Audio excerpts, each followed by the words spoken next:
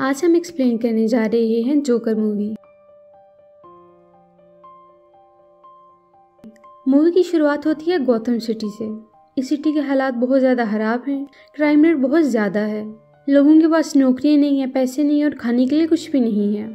इन हालात में गरीब तबका जराइम में मुलविस हो गया है।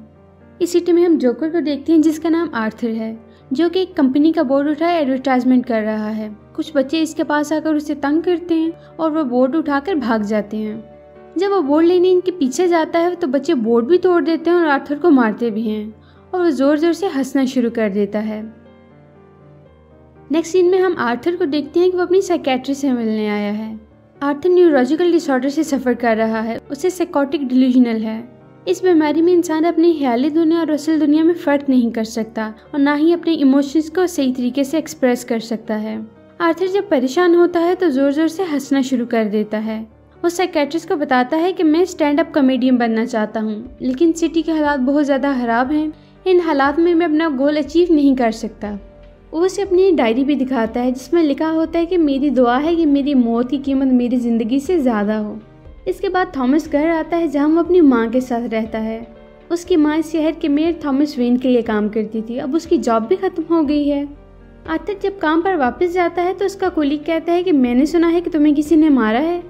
तो बताता है कि मुझे बच्चू ने मारा है।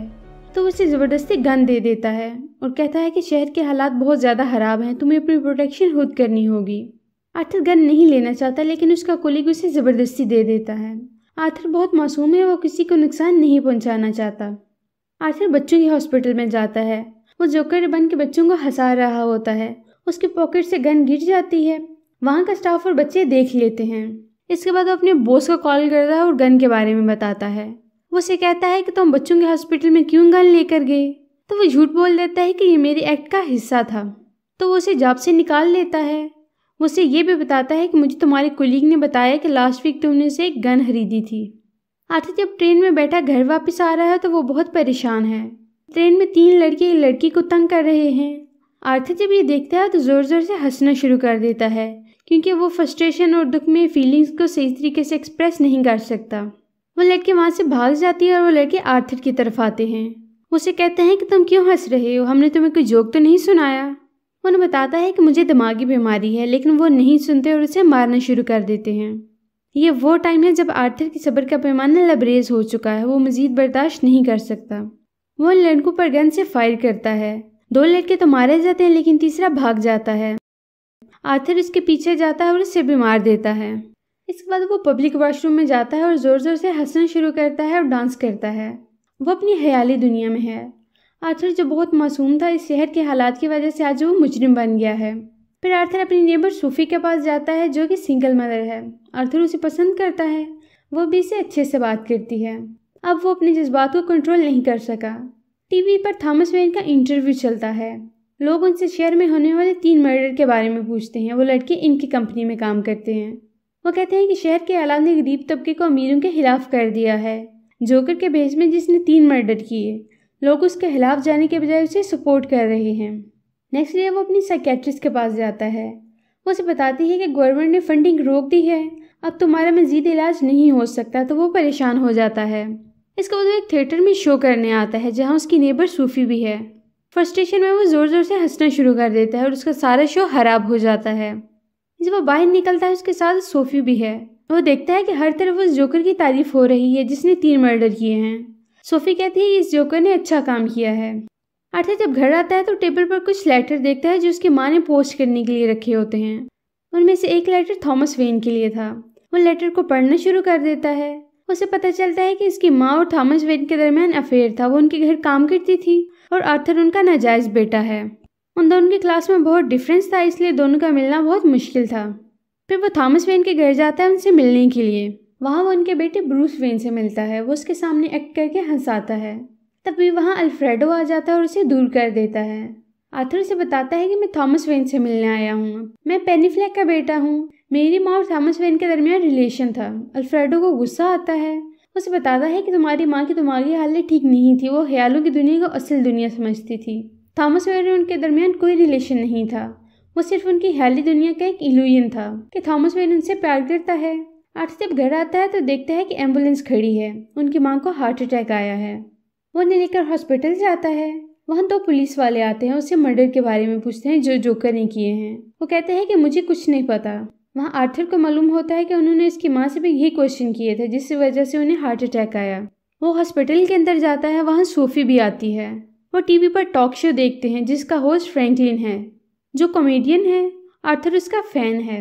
वो शो में आर्थर की वो क्लिप दिखाता है जहाँ वह जोर जोर से हंस रहा था, अपनी इमोशंस को कंट्रोल नहीं कर सका था।